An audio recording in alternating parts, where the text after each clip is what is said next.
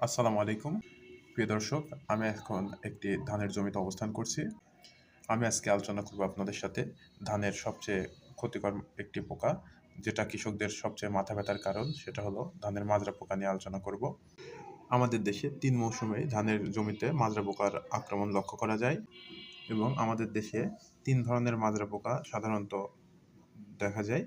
একটা হলো হলুদ মাজরা পোকা, কালো মাথা মাজরা পোকা এবং গোলাপ মাজরা পোকার কীড়াগুলো কাণ্ডের ভিতরে খায় এবং ডিগ পাতার গোড়া খেয়ে কেটে ফেলে। পরবর্তীতে মরা ডিগ এবং সাদা শীষ দেখা যায়। আমরা দেখতে পাচ্ছি যে একটি কাণ্ডের ভিতরে যে মাজরা পোকা খেয়েছে এবং এই মাজরা পোকার লার্ভা আমরা দেখতে পাচ্ছি।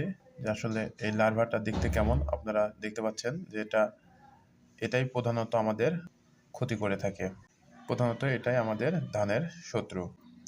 পরবর্তীতে এই কীড়াটি পূর্ণাঙ্গ পোকাতে চলে যায়।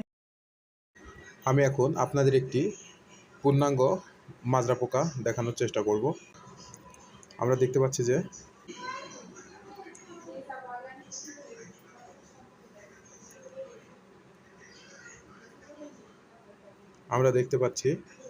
একটি পূর্ণাঙ্গ মাজরা পোকা। এটি একটি হলুদ মাজরা পোকা। হলুদ মাজরা পোকা পাতার উপরের অংশে ডিম পাড়ে।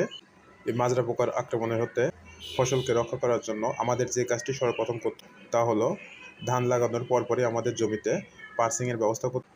পরবর্তীতে আমাদের আলোক ফাঁদের ব্যবস্থা করলেও মাজরা পোকা শনাক্ত করা যায় এবং দমন করা যাবে।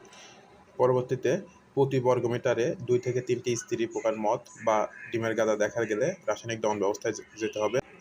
এক্ষেত্রে আমরা অ্যাসিপিড প্লাস বিঘাপ্রতি 20 গ্রাম, কার্টাপিড বিঘাপ্রতি 50 গ্রাম, ভায়াগো বিঘাপ্রতি 27 মিলি, বাতির বিঘাপ্রতি 50 গ্রাম, ভিত্তাগো বিঘাপ্রতি 10 গ্রাম হারে স্প্রে করলে দমন করা